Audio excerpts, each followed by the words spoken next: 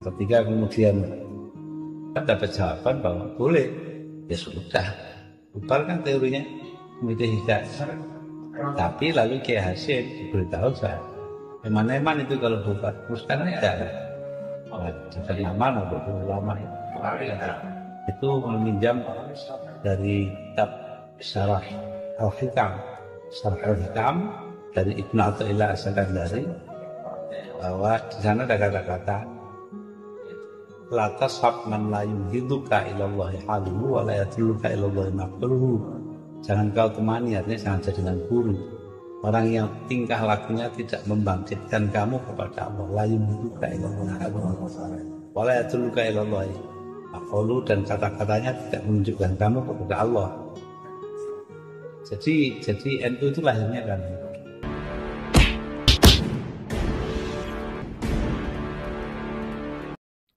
Assalamualaikum warahmatullahi wabarakatuh. Om Swastiastu, Namo Buddhaya, salam kebajikan. Kembali bersama 9.0. Suara di awal yang saya sematkan itu adalah merupakan suara Gus Dur ya, Kiai Haji Abdul Rahman Wahid.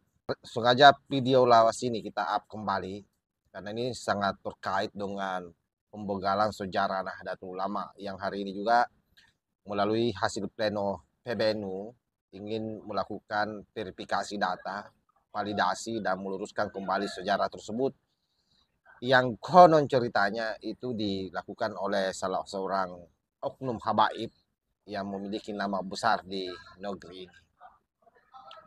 Kenapa ini sangat penting buat kita semua? Karena bagaimanapun juga Gus Dur adalah salah seorang cucu daripada pendiri Nahdlatul Ulama. Ya tentu selain beliau juga mantan ketua PBNU, ya beliau memang salah satu tokoh yang sampai hari ini setelah meninggalnya beliau tidak ada satu pun juga yang bisa menyamai bagaimana pengetahuan beliau, terutama saya kira kalau bicara soal sejarah NU. Seperti apa kelanjutan dari video tersebut? Ini kita simak secara bersama-sama. Apa yang dikatakan cultural properties, milik-milik atau hak-hak milik apa itu namanya budaya, sudah ada beratus-ratus tahun sebelum. Jadi saya dilihat NU pada waktu berdirinya saja atau Muhammadiyah waktu itu, tapi ternyata itu ada budaya yang sudah beratusan tahun baru belakangan diinstitusikan, dilembagakan. Jadi ada perbedaan antara budaya dan institusi. Nah, NU itu adalah pelembagaan dari aspirasi yang sudah ada. Yaitu ketika, dan ini sudah lama keinginan mengadakan pelembagaan. Tahun 13 ketika ada SI, itu Kiai Wahab bersama beberapa orang kiai lain itu belajar di Mekah, mendirikan SI cabang Mekah. Tapi kemudian pecah perang dunia ke-1 kan, tahun 1914. Nah, akhirnya ya sudah. Ketika Kiai Wahab pulang, Kiai Bisri sudah pulang duluan.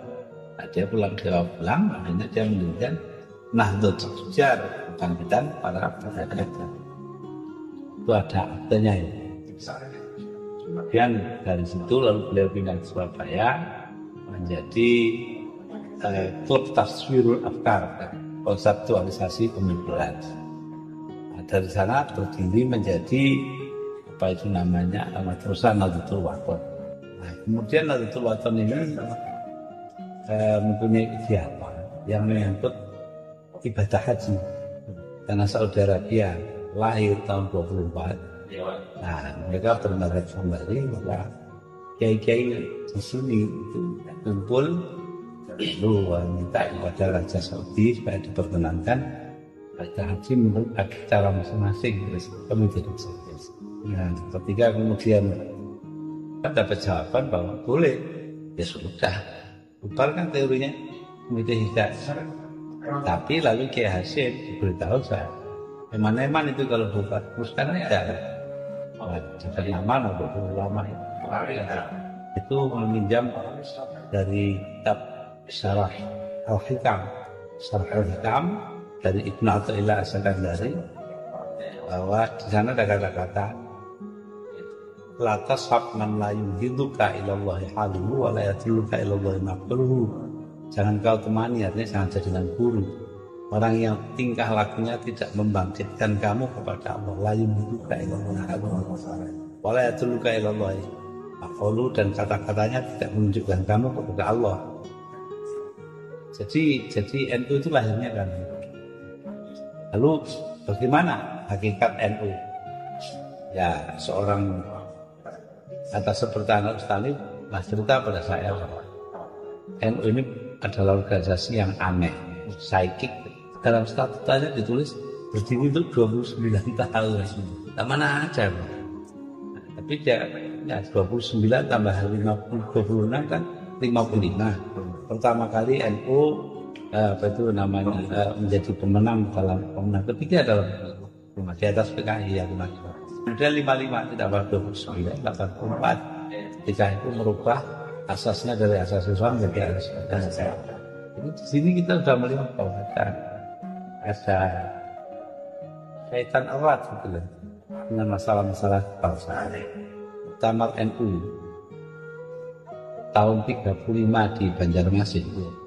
Di situ ternyata dalam muktamar itu ada pertanyaan, wajibkah bagi kaum muslimin di Indonesia untuk mempertahankan kawasan Hindia Belanda yang diperintah oleh orang-orang non-muslim, para kolonial?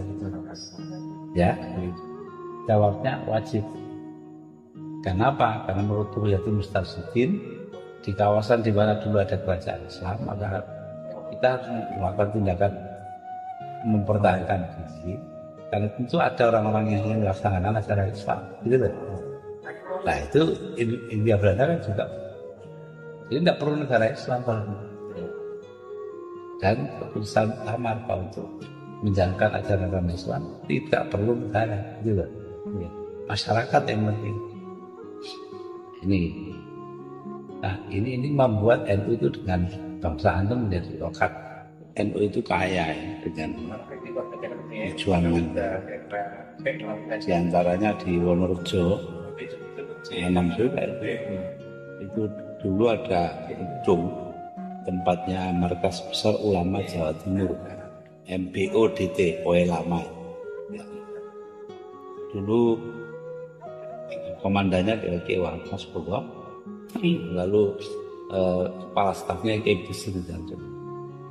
Tugasnya itu menyediakan logistik untuk para pemuda-pemuda pejuang yang menghadapi sekutu kayak Bung Tomo dan sebagainya.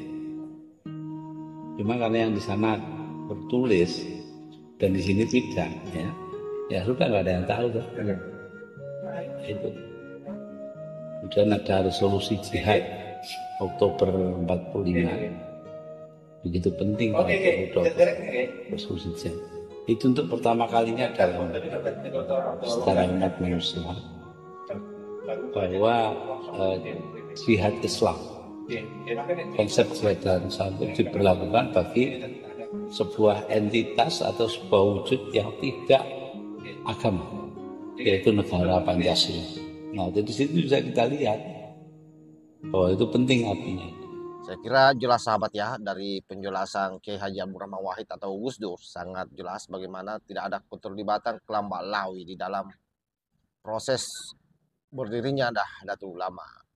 Jadi wajar saja kalau kemudian banyak anak muda NU meradang atas apa yang dilakukan oleh Abah Lutfi, dan saya berharap sebenarnya Abah Lutfi bisa memohon maaf dan men-take down seluruh tulisan-tulisannya, dan mulai saat ini tidak lagi membahas soal sejarah Nahdlatul Ulama yang selalu disandarkan kepada leluhurnya atau klannya, karena itu sangat berbahaya dan bisa terjadi distorsi sejarah, apalagi dalam bentuk jangka panjang kalau ini tidak diperbaiki.